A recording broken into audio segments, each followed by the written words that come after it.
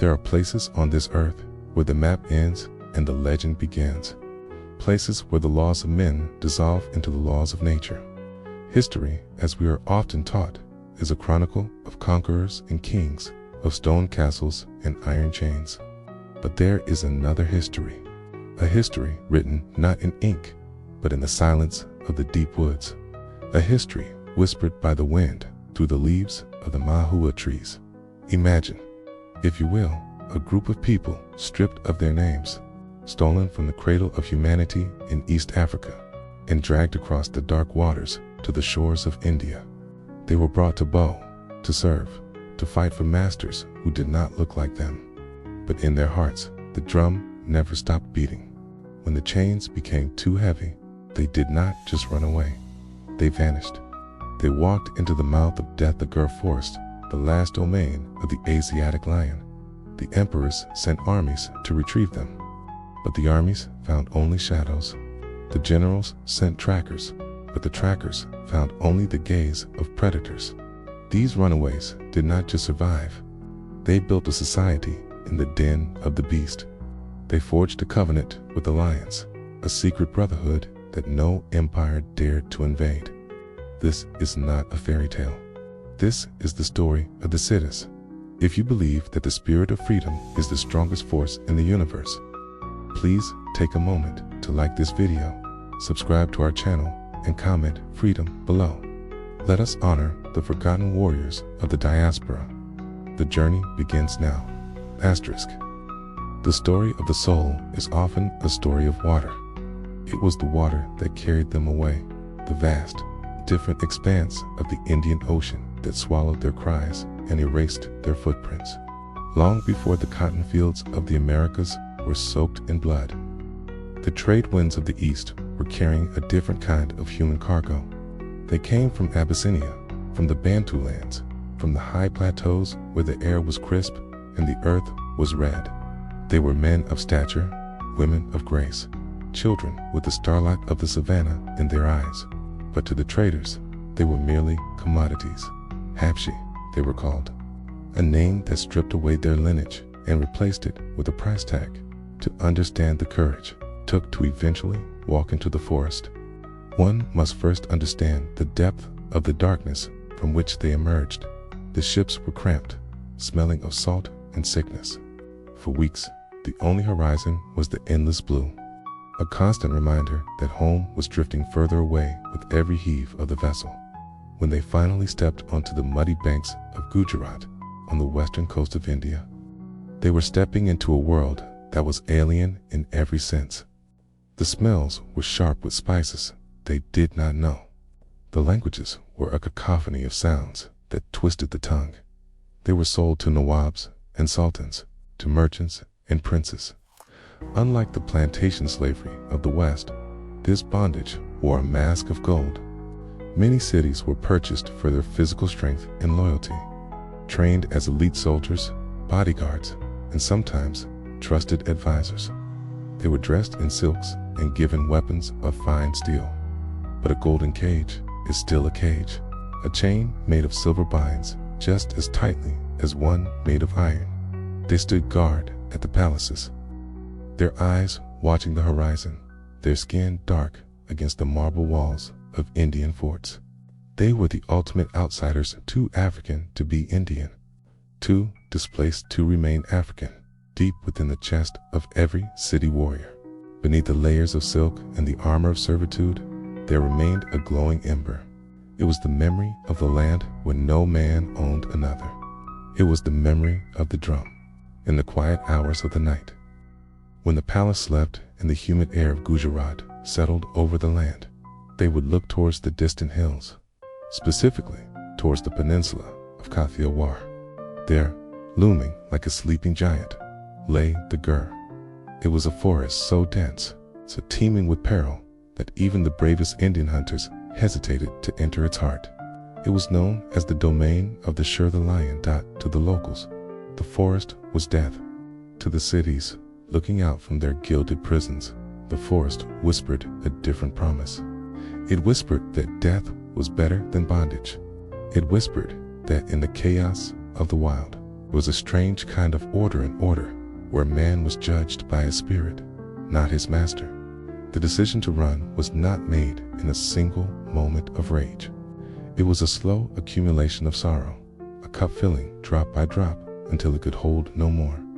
It was the realization that the empire, with all its wealth and armies, could not offer them the one thing the lion possessed, the right to walk where one pleased. And so, under the cover of a moonless night, the first shackles were broken. The journey from the palace to the predator's den had begun. There is a particular cruelty in making a slave feel powerful. It is a psychological trick, a mirage of autonomy designed to make the chains invisible. In the courts of the Deccani Sultanates and the rich principalities of Gujarat, the Siddis were not field hands bent over under the sun. They were the Habshas, the Abyssinians, men of war and administration. They stood tall in the durbars, the royal courts, clad in velvet and chainmail, holding spears that gleamed under the chandeliers of the palace. To the common observer, they looked like lords. They commanded regiments. Some even rose to the rank of nobles, holding titles and land. But underneath the velvet, the skin was still branded. This was the paradox of their existence, gilded cage, where the bars were made of prestige. They were fed from silver platters, yet they could be sold on a whim if the master's fortune turned. They were feared by the local populace for their martial prowess, yet they were entirely dependent on the goodwill of a ruler who viewed them as exotic assets, not human beings. Imagine the isolation of such a life, to walk through a crowded bazaar in Surat or Junagadh, towering over the crowd, seeing fear and awe in the eyes of the locals, yet knowing that you belong to no one and nowhere. You are a weapon in a stranger's hand. You are a ghost in armor. The alienation was profound. In the evenings, when the duties of the court were done, the Siddis would gather in their quarters. Here, the mask of the fierce warrior would slip. They would speak in low tones, mixing the languages of their new home with the fading words of their ancestors. They realized that their elevation in society was fragile. An elite slave is the first to be sacrificed when political tides shift. They saw the treachery of the courts, brothers blinding brothers for the throne, sons poisoning fathers. They realized that civilization, as defined by these stone walls and intricate laws, was merely a sophisticated form of savagery. The jungle, they were told, was where the beasts lived. The palace was where the civilized lived. But as they watched the intrigue and the bloodshed within the royal courts, the definition began to blur. Who were the real beasts? The lions that killed for hunger, or the men who killed for vanity? The longing for freedom was not just a desire to escape labor. It was a desire to escape the hypocrisy of the human world. They began to look at the domestic animals around them, the elephants chained in the courtyard. The cheetahs, blindfolded for the hunt end, saw their own reflection. They were apex predators, leashed for the amusement of lesser men. And deep within the marrow of their bones, the ancestral memory of the Bantu stirred. It reminded them that a man is not meant to be a pet, no matter how golden the collar. The geography of freedom is often terrifying. To the south of the cultivated lands of Gujarat lay Dagur, in the 17th and 18th centuries. This was not a park or a sanctuary. It was a sprawling, chaotic abyss of dry, deciduous forest, thorny scrub, and rocky ravines. It was a place mapped only by fear. The locals whispered of it as a realm of demons and death, where the Asiatic lion, the most regal and terrifying of God's creations, ruled without contest. For a sane man, the Gur was the end of the world. But for the city, it was a beginning. The decision to run was rarely impulsive. It was a spiritual calculation. It usually happened when the indignity of the palace outweighed the terror of the unknown. Perhaps a brother was sold away to a distant province, or a master committed an act of casual cruelty that shattered the illusion of the gilded cage. In that moment of fracture, the forest stopped looking like a threat and started looking like a mother. The darkness of the tree line promised something the light of the court could not: obscurity. To vanish is a power. To be unseen is to be free. They waited for the monsoon. When the rains turned the dust into mud and the sky into a bruising purple bruise, the rain would wash away their scent. The thunder would mask their footsteps. They did not take the gold or the silks. They took only what could be carried: a knife, a water skin, perhaps a small drum hidden in a cloth. They left behind the soft beds and the cooked meals to step into a world of thorns. As they moved away from the city walls, the air changed. The smell of incense and sewage gave way to the smell of wet earth and rotting leaves. Crossing the threshold into the Gur was a baptism. The canopy closed over their heads, blocking out the stars that had guided their ships so long ago. The sounds of the human world, the clattering of carts, the shouting of merchants faded into a heavy, breathing silence. But it was not empty silence. It was the silence of 1,000 eyes watching. Every rustle in the grass was a question. Who are you? Why are you here?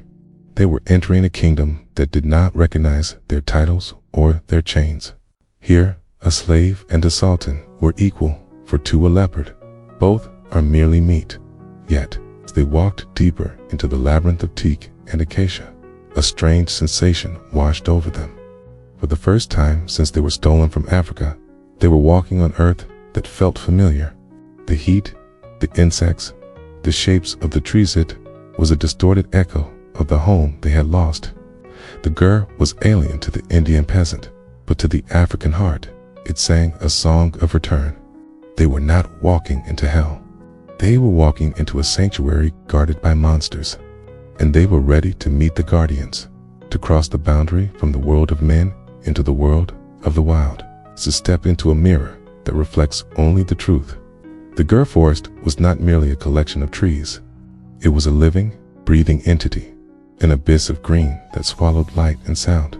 For the runaways, the first few days were a baptism of disorientation. The forest floor was a chaotic tapestry of dry leaves, thorny underbrush, decay, and hidden ravines that could break a leg as easily as a twig. The air was different, here thicker, heavier, laden with the scent of decay and rebirth. It was the smell of life in its rawest form, unsanitized by incense or rosewater. Every step was a negotiation with the earth. In the palace, the floors were marble, cool and smooth beneath the feet. Here, the ground was alive with insects, sharp with stones, key, and treacherous with roots that seemed to reach up and grab at their ankles. They moved not as conquerors, but as penitents. They had to unlearn the posture of the soldier and relearn the crouch of the prey. The forest demanded silence, but their bodies were loud, their breathing heavy with fear, their hearts drumming against their ribs like trapped birds. The sensory overload was immense. The screech of a lunger monkey could stop the blood cold. The rustle of a dry leaf could sound like the footsteps of a pursuing army. Hunger became their first true master. In the golden cages of the Nawabs, food was a given rice meat, fruits brought on silver trays. Now, the forest offered nothing but riddles. Which berry was sweet, and which was poison? Which stream was pure, and which was tainted? They had to reach deep into the ancestral memory, to the stories whispered by grandmothers in the villages of East Africa before the ships came. They remembered that birds do not eat what kills them. They watched the monkeys. They tasted the bark. It was a slow, painful education, written in the cramps of an empty stomach and the parched throat of thirst. Yet, amidst the suffering, there was a strange, intoxicating clarity. For the first time, the pain they felt was their own. It was not inflicted by a whip or a command. It was the honest pain of survival. The forest did not care about their lineage or their past status. It did not care if they were haptious or slaves. It only asked one question: do you have the will to live? As the sun dipped below the jagged horizon of the Gur Hills, painting the sky in hues of blood and bruise, they huddled together in the darkness. The night in the jungle is not empty. It is a symphony of the unseen. The chirping of crickets was a wall of sound, and behind it, the breathing of things that hunt in the dark. They were terrified, yes, but they were also awake. For the first time in years, they were fully, terrifyingly awake. And then, the inevitable happened.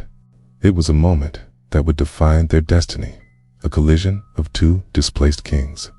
The Asiatic lion is a creature of mythical proportions, a beast of tawny gold and muscle, with a mane that frames a face of ancient, terrible wisdom. Unlike the tigers that stalk in the shadows, the lion walks with the arrogance of a ruler who knows he has no equal. The encounter did not happen with a roar, but with a gaze. The runaways, freezing in their tracks, looked up to see the amber eyes watching them from a rocky outcrop. Time seemed to collapse. The wind held its breath in the lord of the hunt. This should have been the end. A group of unarmed, exhausted humans facing the apex predator of the Indian subcontinent. But the Sidd did not run. They did not scream. Something profound shifted in the atmosphere. Perhaps it was the scent of Africa that still lingered in their sweat. A chemical signal that bridged the ocean and the centuries. Perhaps it was the posture of the men, not of aggression, but of respect. They stood their ground, locking eyes with the beast, and in that silent exchange, a covenant was formed. The lion did not charge. It watched, its tail twitching lazily. A low rumble vibrating in its chest, not a growl of hunger, but a hum of recognition. To the city, this was not just an animal. In the spiritual landscape of their ancestors, the lion was a totem, a guardian of the threshold between the physical and the spiritual worlds. Seeing the lion here in this alien land of Gujarat was a sign from the divine. It was a confirmation that they had not been abandoned. The lion was a refugee too, pushed into this last corner of the earth by the relentless expansion of human civilization. Just as the cities were pushed by the cruelty of the slave trade, they were kin. Two species, exiled from their vast domains, finding sanctuary in the same thorny embrace of the gur. The lion turned and vanished into the scrub, leaving the space empty but electrically charged. The fear that had gripped the runaways dissolved into a profound sense of protection. They realized then that the forest was not a trap. It was a fortress. The lions were not their executioners. They were the sentinels of this fortress. If they could learn to live alongside these kings of the wild, no human army would dare touch them. The roar that echoed later that night, shaking the leaves and the very earth beneath them, was no longer the sound of death. It was the sound of the gate slamming shut behind them, locking the world of masters in chains out forever. They were no longer slaves running from a master. They were subjects of a new, wilder kingdom. To become part of the wild is to shed the skin of the tame. The first thing the forest took from the Siddis was their clothes. The fine muslins and silks of the court, designed for cool palace breezes, were useless against the thorns of the bobpool and the claws of the underbrush. In tatters, they fell away, replaced by the hides of fallen animals and the rough fibers of the jungle. But the transformation was deeper than attire. It was cellular. The soft hands that had once poured wine or polished armor grew calloused and hard as the bark of the teak tree. Their eyes, once trained to look down in submission, learned to scan the horizon with the predatory focus of a leopard. They learned the language of the wind. In the palace, wind was just a comfort. Here, it was information. A shift in the breeze carried the scent of water, the musk of a lion, or the distant smoke of a woodcutter's fire. They learned that silence was not empty. It was a canvas upon which the jungle painted its warnings. The sudden silence of the birds meant a predator was near. The frantic call of the chital deer meant a tiger was stalking. To survive, they had to become scholars of the unseen. They tasted the soil to find moisture.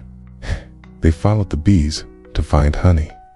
They watched the monkeys to know which fruits were safe to eat.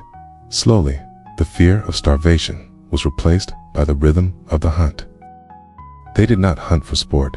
as the Maharajas did, leaving carcasses to rot in the sun. They hunted with the reverence of those who know the value of life. Every kill was a prayer. Every meal was a communion with the forest that sustained them. They began to move differently.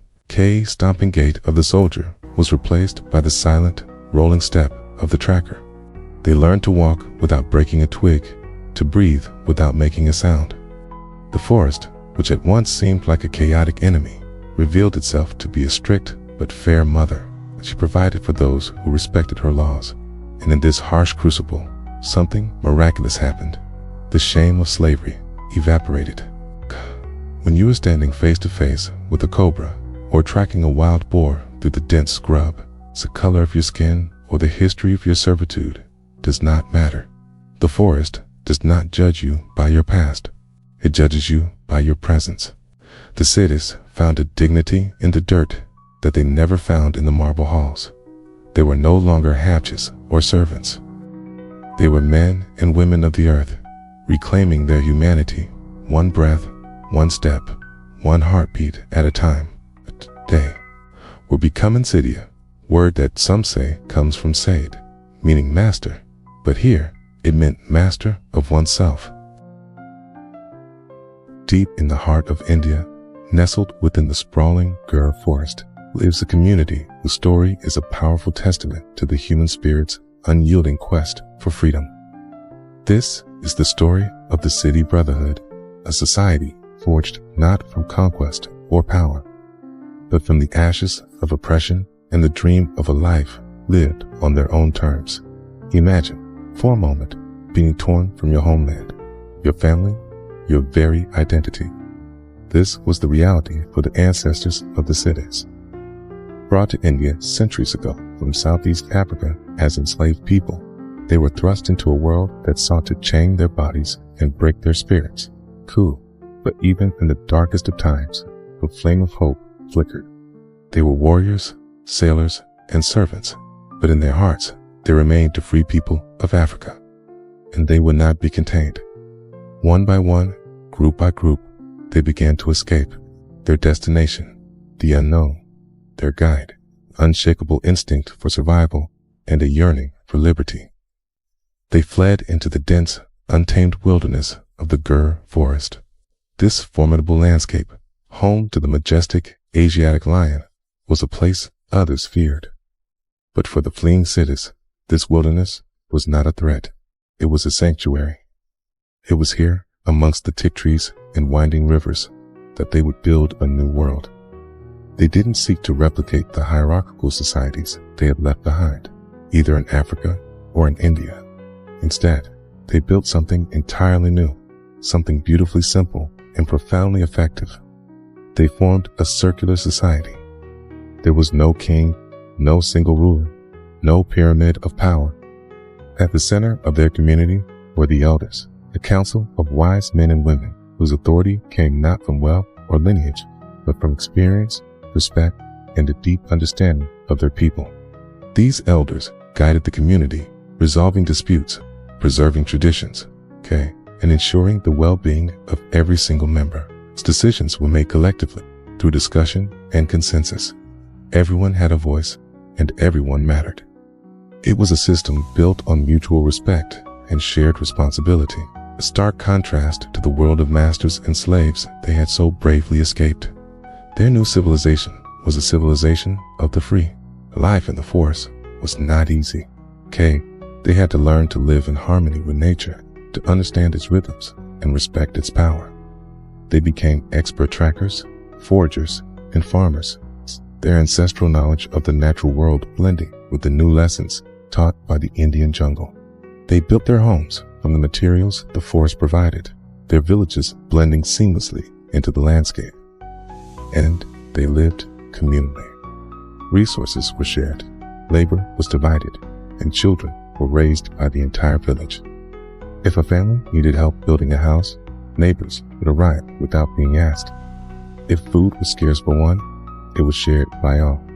This deep sense of community, this Ubuntu, the belief that I am because we are, was the invisible thread that wove their society together, making it strong and resilient. It was their greatest defense against the harshness of the wild and the lingering shadows of their past.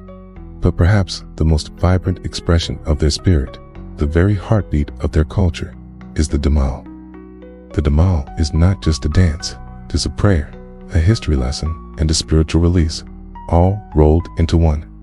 When the Siddis gather, the air fills with the powerful, rhythmic beat of the Masindo drum, an instrument that echoes the drums of their African homeland.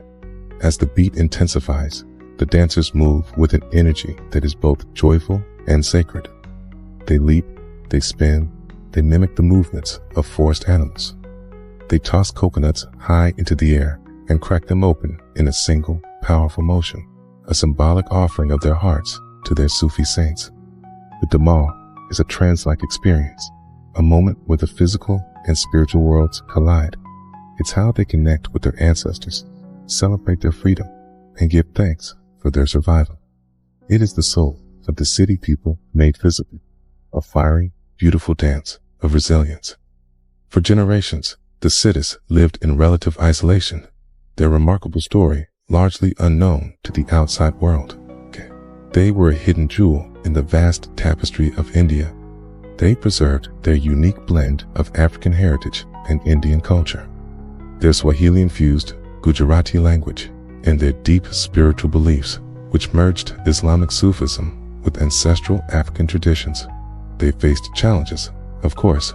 Huge poverty, discrimination, and the pressures of the modern world have all knocked on their door. But the core of their society, the foundation of community and freedom built by their ancestors, has endured. They have never forgotten who they are or where they came from. Today, the Siddis are recognized as a scheduled tribe in India, a formal acknowledgement of their unique cultural identity. They continue to live in and around the Gir forest, their lives still intertwined with the land that gave them refuge. Young Siddis are now excelling in sports, their natural athleticism gaining national attention, bringing a new sense of pride and opportunity to the community.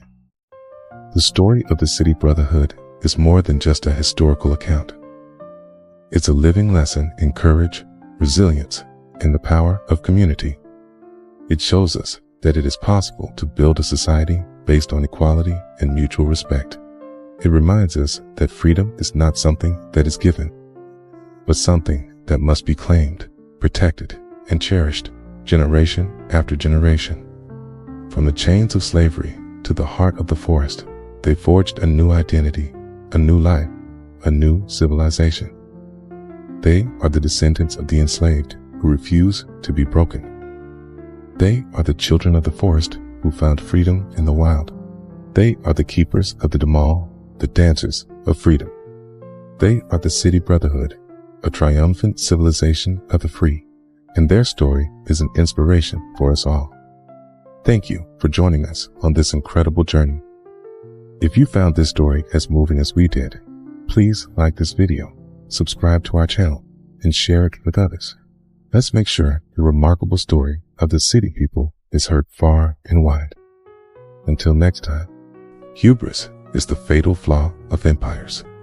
The Nawabs and the local chieftains, sitting in their stone forts, could not accept that their property had simply walked away. To them, a slave was an asset, a line in a ledger, and the loss of the Siddis was an insult to their power. So the order was given. Regiments were assembled men of war, trackers, and officers mounted on horses, their armor gleaming in the sun. They marched towards the Gir with the confidence of men who believe that the map belongs to them. They brought with them the noise of civilization, the clanking of steel, the shouting of commands, the heavy tramping of boots. They intended to drag the runaways back in chains to make examples of them in the public squares. But the Gir forest does not respect the authority of kings. As the soldiers crossed the tree line, the world changed. The sun, which had been their ally on the open plains, became a fractured, unreliable ghost, filtering through the canopy in confusing patterns. The heat became a physical weight, pressing down on their chests, suffocating them in their heavy tunics. And then, the silence. The soldiers expected a chaotic jungle. Instead, they found a watching stillness. They were not the hunters entering a hunting ground. They were the virus entering a body that was ready to purge them. The Siddis did not meet them in open battle. They had learned the lesson of the lion. Never expend energy on a fight you do not need to fight. Instead, they became the forest itself. They used the terrain as a weapon. A soldier would step into a ravine that seemed solid, only to disappear into a pit of thorns. Oh, a horse would rear in terror, smelling a scent that the rider could not detect, the scent of a predator guided by a human hand. The Cid struck from the shadows, swift and silent. An arrow flying from nowhere, a rock fall triggered by an unseen hand, a sudden, terrifying drumbeat that echoed from all sides and then vanished. Fear is a more potent weapon than steel. The soldiers began to whisper. They said the runaways had made pacts with demons. They said the trees were moving. They said the Siddis could turn into leopards. Panic set in. The discipline of the army crumbled as the jungle played tricks on their minds. At night, the soldiers huddled around their fires, eyes wide, listening to the roaring of lions that seemed to circle closer and closer. Was it the beast, or was it the escaped slave mimicking the beast? They could not tell. The line between man and nature had blurred. One by one, the search parties turned back, defeated not by an army, but by the overwhelming, crushing weight of their own terror. The hunters fled, leaving the forest to its new masters.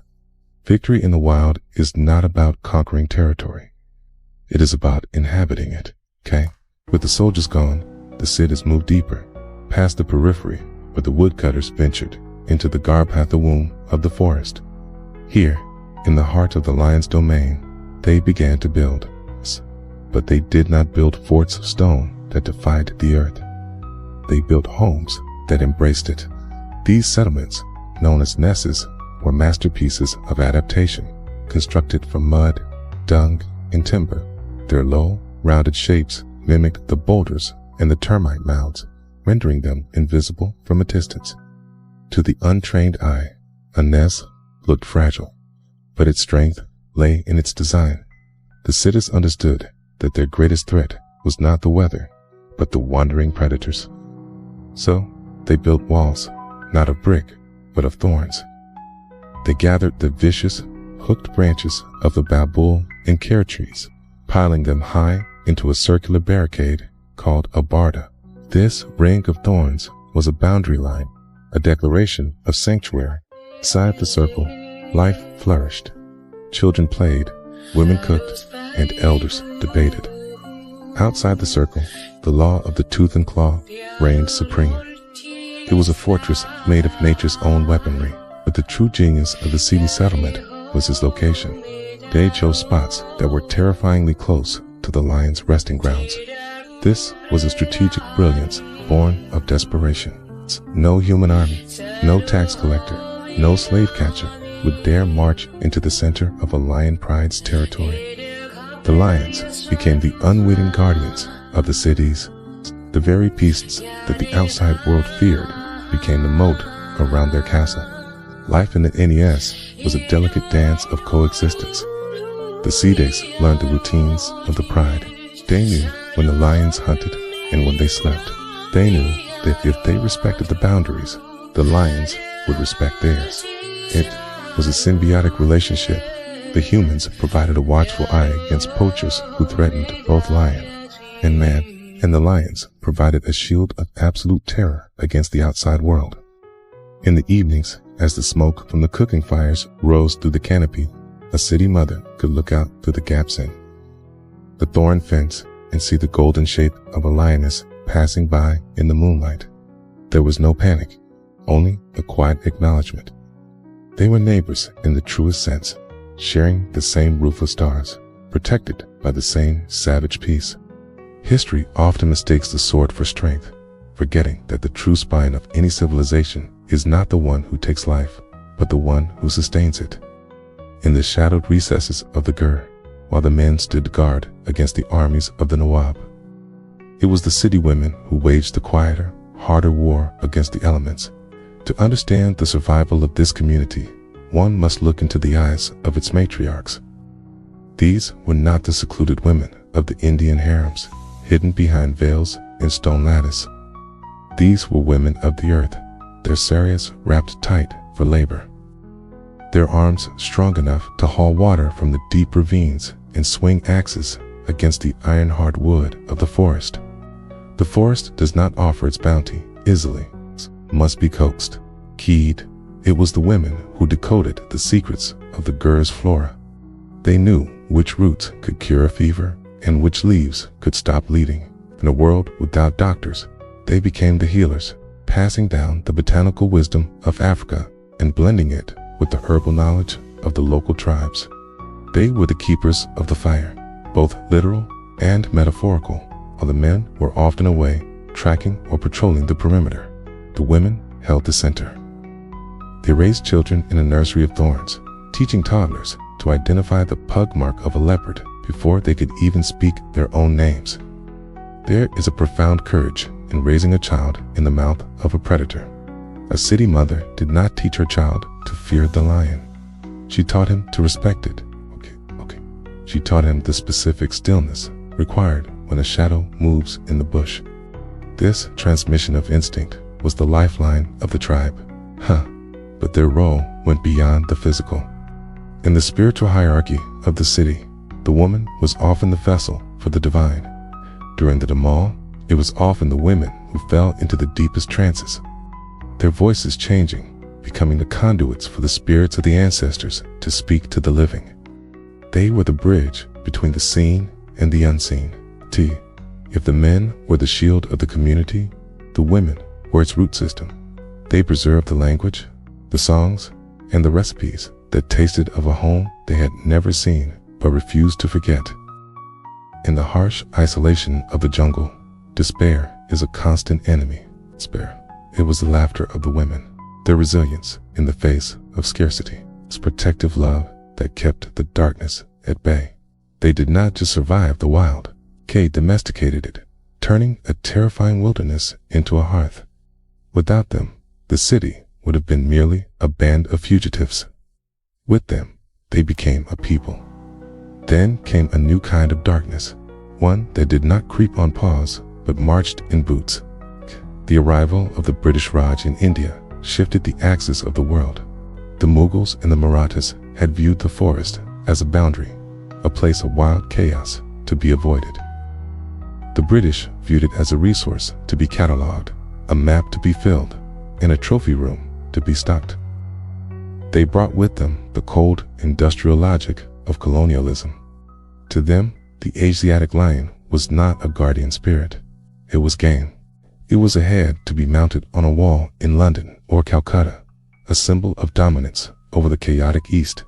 The sound of the forest changed. The roar of the lion was drowned out by the crack of the high-velocity rifle. The Siddis watched from the shadows as the new rulers arrived with their pith helmets and their entourages, turning the sacred struggle of survival into a bloody sport. The slaughter was industrial. The lion population, which had once roamed freely, began to collapse. For the city, this was not just an ecological tragedy. It was a spiritual apocalypse. The brothers they had lived alongside, the beasts that had protected their isolation, were being erased. The British looked at the Siddis with a mix of fascination and disdain. They saw them as noble savages, distinct from the Indian population, remnants of a mysterious migration. They did not try to enslave them in the traditional sense, but they tried to bind them with bureaucracy. They classified tribes, drew lines on maps, and demanded that the forest dwellers account for themselves. The Siddis faced a terrible choice. They could fight this new empire and be wiped out, or they could adapt. In a twist of cruel irony, the very skills that allowed them to live with the lions, their tracking, their knowledge of the terrain, their fearlessness made them indispensable to the white hunters. Some Siddis were forced to become guides for the Sahibs. Imagine the torment of walking ahead of a man with a gun, leading him to the creature you revere. Yet, in this negotiation, there was also resistance. A city tracker might lead a hunting party in circles for days, claiming the lion had moved, protecting the pride while feigning ignorance. They played the role of the simple forest dweller while navigating a complex geopolitical game. They were caught between the dying roar of the lion and the rising machinery of the modern world. The forest was shrinking. The invisible walls of their sanctuary were being breached by railways and roads. The isolation that had saved them was ending, and the world was rushing in. When the guns finally fell silent, a terrifying silence replaced them. By the turn of the 20th century, the Asiatic lion, the beast that had once prowled from the Mediterranean to the Bay of Bengal, was reduced to a ghostly whisper. Fewer than 20 remained. The empire of the lion had shrunk to a single, fragile patch of dry, deciduous forest in Gujarat. The Siddis looked out from their nests and saw a world out of balance. The protector had become the refugee. The king was dying. It was in this moment of ecological precipice that the relationship between the city and the lion underwent a profound metamorphosis. They shifted from being uneasy neighbors to becoming the sworn guardians of the bloodline. The Nawab of Junagadh, realizing the tragedy unfolding, banned hunting. But a law written on paper means nothing in the jungle without boots on the ground. Who would enforce it? Who knew the secret watering holes? Who could track a lioness for 3 days without sleep? Only the Siddis. They became the first forest guards, the original conservationists, long before the term existed. This was not a job. It was a debt of honor. The lions had provided them sanctuary when the human world wanted them in chains. Now, the Siddis would provide sanctuary when the human world wanted the lions dead. They walked the forest unarmed, carrying only a bamboo staff. To an outsider, this looks like suicide. To a city, it is simply protocol. They know the body language of the beast, the flick of the tail, that means leave. The flattening of ears, that means attack. They speak to the lions in a low, guttural dialect of Gujarati and Siddhi, commanding them, respecting them, living with them. Today, if you walk into the Gur, you will see a unique spectacle found nowhere else on earth. You will see a city tracker walking casually within a few meters of a wild lion pride. There is no cage, no jeep, no rifle. It's a man and a beast, acknowledging each other's right to exist. The Siddis do not fear the lion because they see themselves in it. Displaced, understood, strong, and enduring against the odds. They are the only people who can herd lions like cattle, steering them away from villages, protecting the farmers while preserving the predator. It is a symbiotic masterpiece, a dance of two apex species that has saved the Asiatic lion from extinction. The roar you hear in Gur today exists because the city refused to let it fade. And so, we arrive at the end of the map, but not the end of the story. The history of the city is not merely a chapter in a textbook. It is a living, breathing testament to the resilience of the human spirit. Today, the Siddis of Gujarat, Karnataka, and Hyderabad are Indian citizens. They speak the local languages. They worship in local shrines. And yet, when the Damal drums begin to beat, the dust of Africa rises from their feet. They are a people of the in-between. They are not quite African anymore, separated by centuries and oceans from the Rift Valley. They are not fully Indian in the traditional caste sense, marked by their history and their phenotype. They are Siddhi. They are a third thing, something forged in the fire of suffering and cooled in the shade of the Gur. They are the living proof that identity is not about where you come from, but about what you survive. In a world that is increasingly obsessed with borders, with purity, with defining who belongs where, the Siddis stand as a beautiful defiance. They remind us that culture is fluid like water. They remind us that freedom is not given by a piece of paper. IT is taken by the courage to walk into the unknown. They walked into the forest as slaves, and they emerged as the brothers of lions. The next time you feel trapped by the circumstances of your life, remember the runaways of Gur.